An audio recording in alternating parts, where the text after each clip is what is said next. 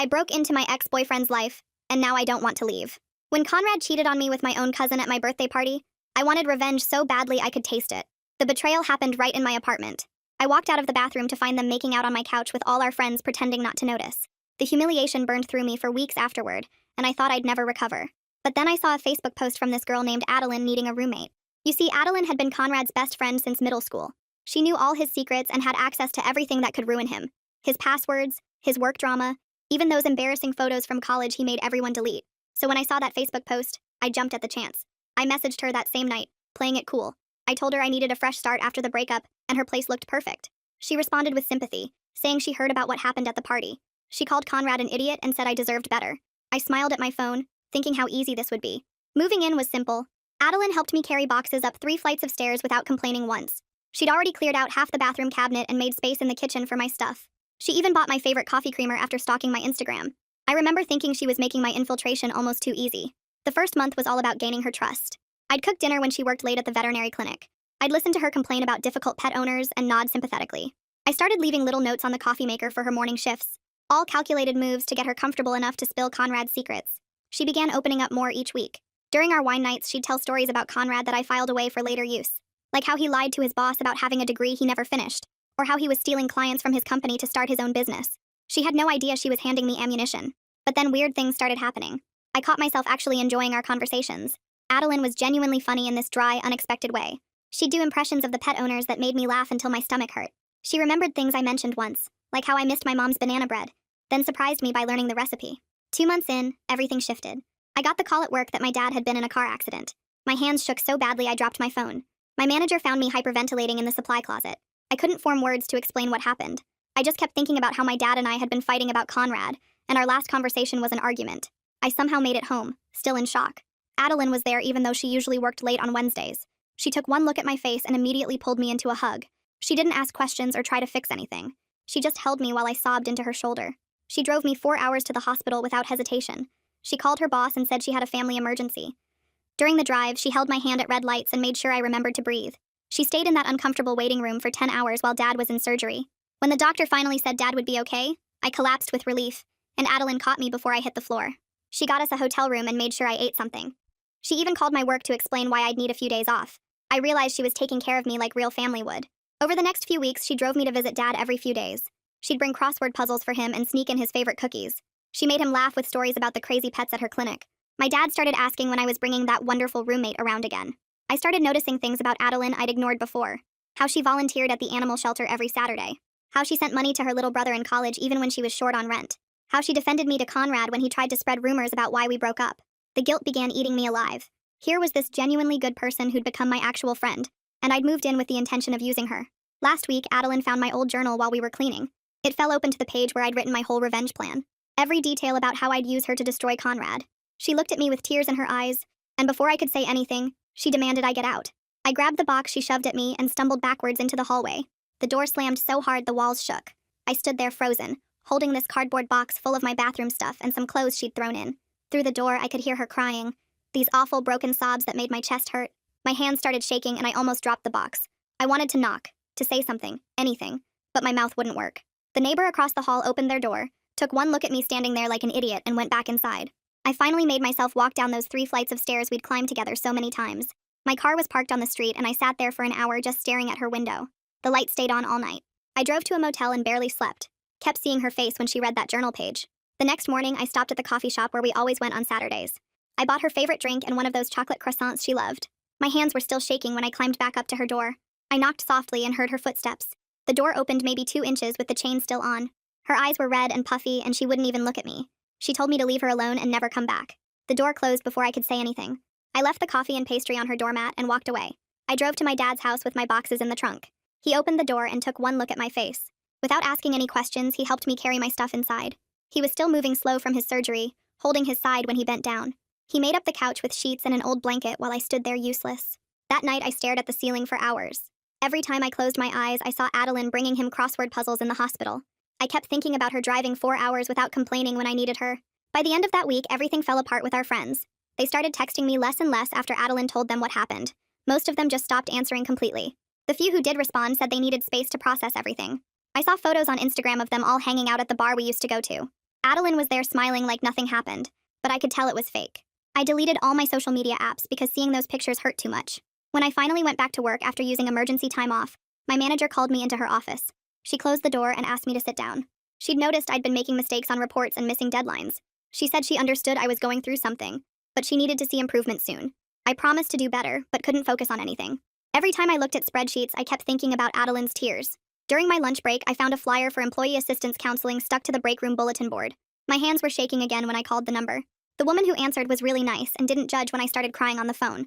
She scheduled me for next week and said it was brave to ask for help. That weekend, I sat at my dad's kitchen table with my laptop. I went through every folder and deleted all the screenshots I'd saved of Conrad's messages. I deleted the document where I'd been keeping notes about his work stuff. I found photos Adeline had sent me of us at the animal shelter and almost kept them. But I deleted those too. I packed up her spare key in a small envelope and walked to the post office. I didn't write a note because what could I even say? While I was unpacking more boxes in Dad's garage, I found one of Adeline's vet clinic bills. It must have gotten mixed in with my mail. I drove to her apartment building that night when I knew she'd be at work. I slipped it under her door and left quickly before anyone saw me. My phone buzzed while I was driving home and Conrad's name showed up. His text said Adeline was being dramatic about everything and asked if we could meet up. He wanted to know what she was saying about him and suggested we could compare notes about her. I typed back 2 words telling him to never contact me again. Then I blocked his number and deleted the whole conversation. That night, my dad made dinner, and we ate in silence for a while. Finally, I told him everything about moving in with Adeline to get revenge on Conrad. I explained how I'd planned to use her for information and how she'd found my journal. He listened without interrupting while I talked. When I finished, he sighed and said he was disappointed but not surprised. He said I'd been so hurt after Conrad that he worried I'd do something stupid. He made it clear I needed to fix this mess somehow. He also said I couldn't stay on his couch forever and needed to find my own place soon. I spent the next morning at Dad's kitchen table with my laptop open to Conrad's company website. I typed out an anonymous tip about him stealing clients and setting up his own business on the side. My fingers hovered over the send button for what felt like forever. I kept reading it over and over, adding more details about the clients he'd taken and the lies he told his boss. Then I realized I was still just trying to hurt him instead of working on myself. I deleted the whole thing and closed my laptop. 3 days later, I had my first therapy appointment at the employee assistance place. The therapist had this calm way of asking questions that made me really think about why I needed revenge so badly. She explained how my anger at Conrad turned into this whole cycle where I kept hurting people who didn't deserve it. She asked me to write in a journal every night about taking responsibility without making excuses for what I did. I left with homework and a weird feeling like maybe I could actually get better. For 3 weeks, I went to therapy every Tuesday morning before work. Each session, we talked more about my patterns and how I hold on to grudges forever.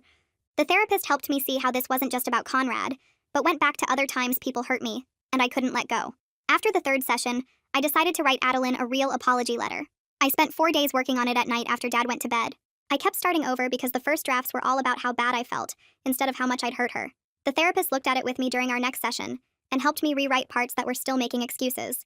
She said the letter needed to be about Adeline's pain, not my guilt. I printed out screenshots showing I'd deleted all of Conrad's information from my devices. I put them in an envelope with the letter and a check for half of the next 3 months' rent, in case she needed help finding a new roommate. I wrote a note promising I wouldn't contact her again unless she reached out first. My hands were shaking when I dropped it in the mailbox outside the post office. That same week, my manager called me into her office and closed the door behind us. She pulled out a folder with copies of my recent work that had mistakes circled in red pen. She laid out specific goals I needed to meet in the next month, or I'd face more serious consequences, including maybe losing my job. I took notes while she talked and promised to meet every single deadline. The next Saturday, I started volunteering at the animal shelter on the opposite side of town from where Adeline usually went. I picked Tuesday evenings and Sunday mornings, making sure to avoid her regular Saturday shift. 2 weeks into volunteering, I was cleaning the cat area when I saw Adeline walk in with donation bags. We made eye contact for maybe 2 seconds before she turned and walked straight to the dog section on the other side of the building. The shelter coordinator saw the whole thing but didn't say anything about it. I kept cleaning the litter boxes and tried to focus on the cats instead of the knot in my stomach. A few days later, I got a bill from the electric company for Adeline's apartment. I realized the utilities were still in both our names from when I moved in. I called the company and paid my half directly for the rest of her lease term. The customer service person asked why we weren't splitting the bill anymore, and I just said we weren't roommates now. I did the same thing with the gas and internet companies. Then Conrad's email showed up in my inbox with the subject line, legal action. He wrote this long, angry message saying he'd sue me for defamation if I spread any lies about his business. He said he had proof I was trying to ruin his reputation, and his lawyer was ready to file papers. Dad was reading the newspaper at the kitchen table when I showed him the email on my phone. He called his lawyer friend who went to his church and forwarded the whole thing to him. The lawyer called back an hour later and told us to save everything but not respond at all. He said to document any other contact from Conrad, but never engage with him. My anxiety was so bad that night I couldn't eat dinner. During my next therapy session, we worked on something called separating accountability from self-punishment. The therapist explained that sitting around feeling guilty about Adeline didn't actually help her at all. We practiced different responses for situations I might face, like running into mutual friends or seeing Conrad somewhere. She helped me understand the difference between taking responsibility and just beating myself up all the time. That weekend, Dad sat me down at the kitchen table with a calendar and a red pen. He circled a date exactly 2 months away and said that was my move-out deadline. He wasn't being mean about it, but made it really clear I couldn't hide at his house forever. We spent the rest of the afternoon looking at apartment listings online. He said he'd help with the security deposit if I found something reasonable. I bookmarked 5 places that looked okay and started filling out applications that night. The next morning, I opened my laptop and pulled up the draft email I'd written to Conrad's company, HR, about his client stealing. My finger hovered over the send button for maybe 10 seconds before I highlighted everything and hit delete. I opened a new message to Conrad instead and typed out 3 sentences saying any future contact would be considered harassment, and I'd document everything. I blocked him on every platform I could think of and felt my shoulders drop like I'd been carrying something heavy for months. At work on Monday, I turned in the quarterly report 2 days before the deadline. My manager looked surprised when I handed her the folder and said she'd review it that afternoon. The numbers were clean and organized exactly how she liked them. She called me into her office later and mentioned the improvement while making notes in my file. My coworkers started asking if I wanted to grab lunch with them again instead of eating at my desk. I said yes, and we went to the sandwich place down the street where they talked about normal office stuff, and I actually laughed at someone's story about their kid's soccer game. 3 days later, my phone buzzed with a text from Adeline asking if we could meet at the coffee shop on 5th Street to exchange some mail that was still coming to the apartment. Her message just said Saturday at 2 p.m. and asked if that worked. I typed back that I'd be there and spent the next 2 days practicing what I'd say in my head. Saturday came too fast, and I got to the coffee shop 15 minutes early. I ordered a black coffee and sat at a corner table where I could see the door. Adeline walked in exactly at 2 wearing her vet clinic scrubs like she'd come straight from work. She sat down across from me without ordering anything and pushed a small stack of mail across the table. I started to apologize, but she cut me off and told me about this girl from high school who pretended to be her friend just to copy her homework. She said that girl dropped her the second she didn't need help anymore. Then she looked right at me and said what I did felt worse because she'd actually believed we were real friends this time.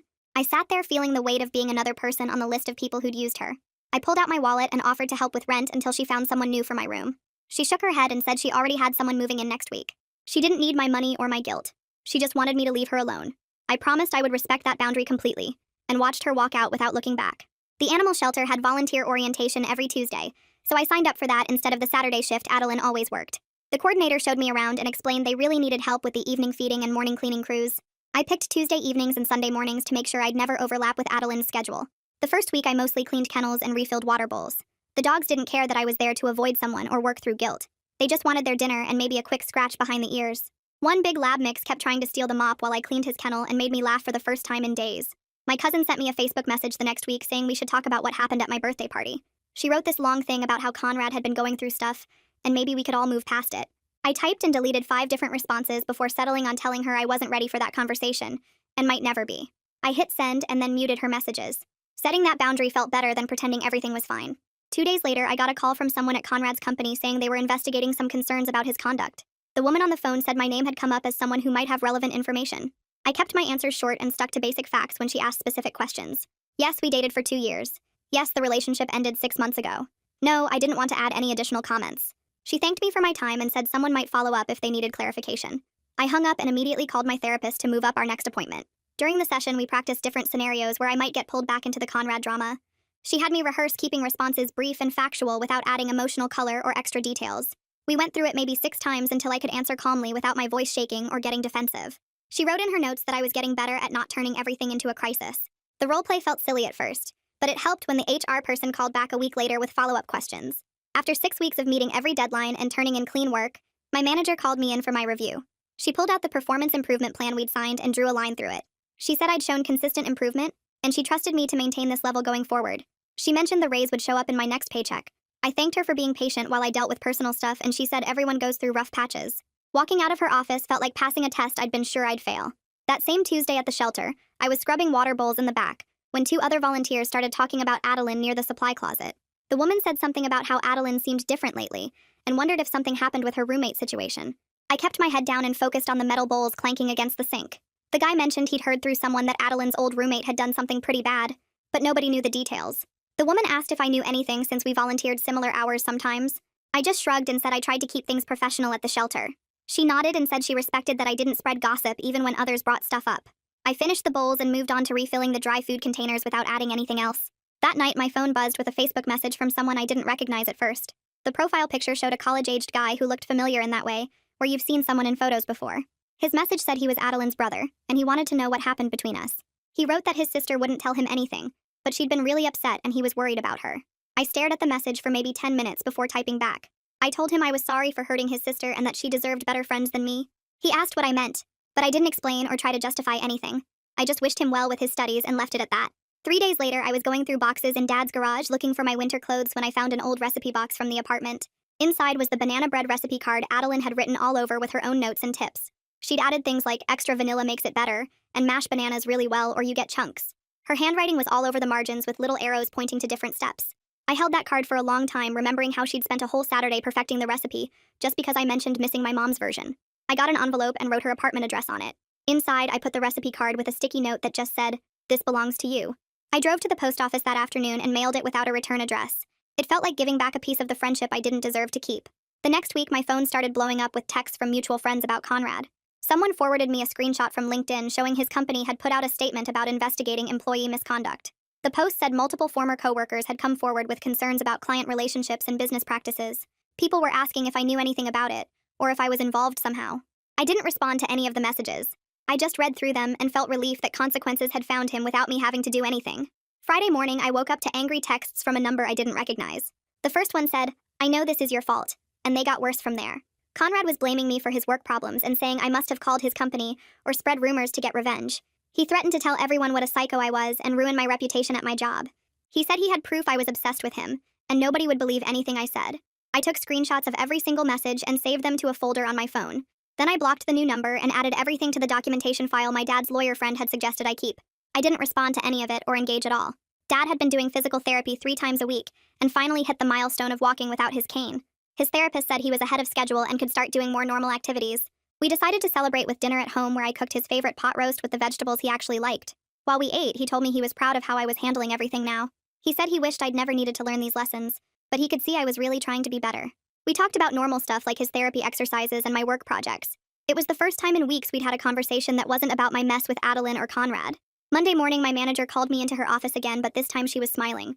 She said she had a small project that needed someone to lead it, and she thought I was ready for the responsibility. It was just updating some client presentations, but it meant coordinating with 3 other people and presenting to upper management. I threw myself into making those presentations perfect. I triple-checked every slide and practiced the talking points until I knew them cold. When presentation day came, everything went smoothly, and the executives asked good questions I was prepared to answer. My confidence at work slowly started feeling normal again, instead of like I was constantly about to get fired. The animal shelter was having their annual adoption event, and needed all hands on deck for the Saturday it was scheduled. The coordinator sent out an email saying everyone needed to sign up for shifts regardless of their usual schedule. When I looked at the sign-up sheet, I saw Adeline had already claimed the morning setup slot. I picked the same time because we'd need to work the busiest shift anyway. Saturday morning, I got there early and started setting up tables without waiting for assignments. Adeline arrived 15 minutes later and we made eye contact briefly before she went to the opposite side of the event space. Throughout the morning, we had to coordinate on things like where to put the adoption forms and which dogs should be in which pens. We kept everything professional and only talked about task-related stuff. When she needed help moving a heavy table, I just grabbed the other end without making it weird. The shelter coordinator came by at lunch and thanked us both for keeping things running smooth, despite what she called the awkwardness. Neither of us responded, but we kept working through the afternoon without any problems. Near the end of the event, I was walking a potential adopter to meet one of the dogs when I heard someone talking to another volunteer. The woman was saying something about how Adeline was naive for trusting her sketchy roommate and should have seen the red flags. I stopped walking and turned around immediately. I told the woman that Adeline was a good person who saw the best in people, and that wasn't naive, it was kind. The woman looked surprised and started to say something else, but I cut her off. I said Adeline's trust was actually a strength, and anyone who took advantage of it was the problem, not her. The woman dropped it and walked away while the adopter asked if I was okay. Sunday night, my phone buzzed with a text from Adeline's number. All it said was, "Got the recipe card. Thanks." It was the first message from her that wasn't about logistics or boundaries since she'd kicked me out. I stared at it for a long time before just hitting the heart reaction on the message. I didn't type anything back because she'd been clear about wanting space, and I needed to respect that even if this felt like a tiny crack in the wall between us. My next therapy session was on Tuesday, and the therapist brought up something I hadn't thought about. She asked if I'd considered having one last conversation with Adeline for closure, but only if Adeline was willing. She said sometimes people need to say things face to face to really process what happened. I sat there picking at the arm of the chair while she explained how it could help both of us move forward. That night, I typed and deleted about 20 different messages to Adeline. I finally sent one saying I was available if she ever wanted to talk, but there was no pressure at all. I made sure to say this would be the last time I'd reach out to her. I put my phone face down and tried not to check it every 5 minutes. 3 days went by without any response, and I figured that was my answer. Then Thursday afternoon, my phone buzzed with her name on the screen. She said she'd meet me at the park near the library, but she had conditions. She wanted it during daylight hours, maximum 1 hour, and we'd only talk about specific things she listed. I typed back immediately that I agreed to everything, and thanked her for even considering it. Saturday morning, I got to the park 20 minutes early and sat on a bench near the playground. Kids were running around screaming while their parents watched from the shade. Adeline showed up exactly on time and sat at the opposite end of the bench. She looked good, healthier than when I'd last seen her at the shelter. She started by saying she almost didn't come, but her own therapist thought it might help. I told her I understood, and I was grateful she showed up at all. She pulled out a piece of paper with notes she'd written, and I realized she'd really prepared for this. I started talking about every single manipulative thing I'd done without trying to justify any of it. I told her about stalking her social media before moving in, about taking notes on Conrad's secrets, about pretending to care when I was really just gathering information.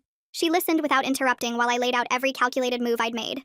When I finished, she told me how lonely she'd been before I moved in. She said she'd been so happy to finally have a close female friend after years of mostly hanging out with Conrad and his guy friends. She explained how my betrayal made her question every friendship she'd ever had and wonder if she was just bad at reading people. Her voice cracked when she talked about second-guessing every nice thing anyone did for her now. We both had tears running down our faces, but it felt necessary, like we were finally being completely honest. She said the worst part was that our friendship had felt so real to her. She'd thought we had this special connection, and finding out it started as a lie destroyed her ability to trust her own judgment. I told her that the friendship became real for me too, but I understood why she couldn't believe that. We talked about how to handle living in the same city without making each other uncomfortable. She said she'd keep her regular Saturday morning shift at the shelter, and I could volunteer any other time. We agreed to be polite if we ran into each other at mutual friends events, but wouldn't seek each other out. She had a whole list of places she regularly went, and we figured out how to avoid overlap. Before the hour was up, she stood and said this was the closure she needed. She told me she couldn't forgive me yet and might never be able to, but she didn't hate me anymore. She walked away without looking back, and I sat there for another hour just processing everything. Monday at work, my manager called me in for my performance review. She had this smile on her face that made me relax immediately. She went through all my recent projects and said I'd not only bounced back but actually improved. She showed me the numbers and they were better than before everything fell apart. She said she didn't know what I'd been dealing with personally, but whatever I'd worked through had made me more focused. She approved a small raise and told me she was promoting me to senior coordinator. I thanked her and managed to hold it together until I got to the bathroom where I cried from relief. 2 weeks later, I got a text from Adeline saying she'd signed a lease for a new place closer to the vet clinic. She asked me to stop trying to send money or make financial amends because she was doing fine on her own. She said my guilt payments weren't helping either of us move forward. I texted back that I understood and wished her happiness in her new place. A few days after that, I got a Facebook message from her little brother. He thanked me for contributing to a scholarship fund at his college in Adeline's name. He said she'd mentioned it helped him buy textbooks this semester. He didn't seem to know about our falling out and just wanted to say thanks. I was glad at least one good thing came from my attempts to make things right. The break room at work was buzzing the next week with gossip about Conrad's company. Apparently multiple people had reported him for ethics violations, and he'd been under investigation for months. The woman from accounting said he got a final warning and had to do mandatory ethics training, but managed to keep his job. It wasn't the dramatic downfall I'd once fantasized about, but it seemed like appropriate consequences. That weekend, I sat at Dad's kitchen table and wrote a long letter to Conrad that I knew I'd never send. I wrote about the humiliation of finding him with my cousin at my own birthday party. I wrote about how his betrayal had turned me into someone I didn't recognize. I wrote about all the pain and anger I'd carried for months. Dad came out back with me as I put the pages in his fire pit. We watched the smoke disappear into the dark sky, and it felt like letting go of the last piece of anger I'd been holding. Dad mentioned maybe inviting Adeline to dinner to thank her for everything she did during his surgery. I explained that she needed space and contact from us would just make things harder for her. He understood but said he wanted her to know he was grateful. He ended up sending his thanks through a mutual friend who worked at the vet clinic. The friend told him later that Adeline had smiled and said she was glad he was doing better. 2 weeks later, I found the perfect studio apartment on the 3rd floor of a building near downtown. The landlord ran my credit check while I waited in his office and handed me the keys that same afternoon. Dad drove me around to look at furniture at thrift stores, and we loaded his truck with a couch that smelled like cigarettes and a wobbly kitchen table. We spent the whole weekend moving boxes up those stairs, and he kept stopping to catch his breath but wouldn't let me carry the heavy stuff alone. He helped me hang curtains and set up the bed frame we bought from a guy on Craigslist. When we finished unpacking the kitchen boxes, he stood in my tiny living room and told me he was proud of how I'd handled everything these past months. The next Saturday at the shelter, I was cleaning kennels when the coordinator asked if I could help with a new rescue dog that wouldn't let anyone near him. I walked into the intake room and saw Adeline already there with thick gloves on, trying to coax the German Shepherd mix out from behind the exam table.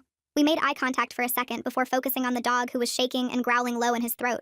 I grabbed the slip lead while she opened a can of wet food, and we worked without talking much except to coordinate our movements. She'd move left and I'd block the right exit, then I'd distract him while she put the food bowl closer. After an hour, the dog finally crept forward to eat while we both stood perfectly still against the walls. When he finished eating and let Adeline check his collar for tags, we shared a quick smile before going back to our separate tasks. 3 days later, I sat in my therapist's office for what she said would be our last weekly session. She pulled out a calendar and we mapped out monthly check-ins for the next 6 months with the option to call if I needed extra support. She went through all the coping strategies we'd practiced and said I'd gotten good at recognizing my patterns before they turned destructive. I left her office feeling steady, like I could handle things without needing someone to guide me through every decision. Dad's birthday came up that Thursday, and I spent the morning in my small kitchen making Mom's banana bread from the recipe card I'd kept in my wallet. The apartment filled with the smell of cinnamon and vanilla while I waited for it to bake. Dad loved it, and mentioned at dinner that his friend from the clinic told Adeline about the bread. She'd sent back a smiley face emoji through their text chain. Nothing more. But Dad showed me his phone with this hopeful look. I stared at that tiny yellow face on the screen and felt something shift in my chest. Not quite forgiveness, but maybe the possibility of it someday. All right, that's a wrap for today. Really appreciate you letting me just wonder about things with you all. It's always a good time. Until we cross paths again, subscribe for more content like this.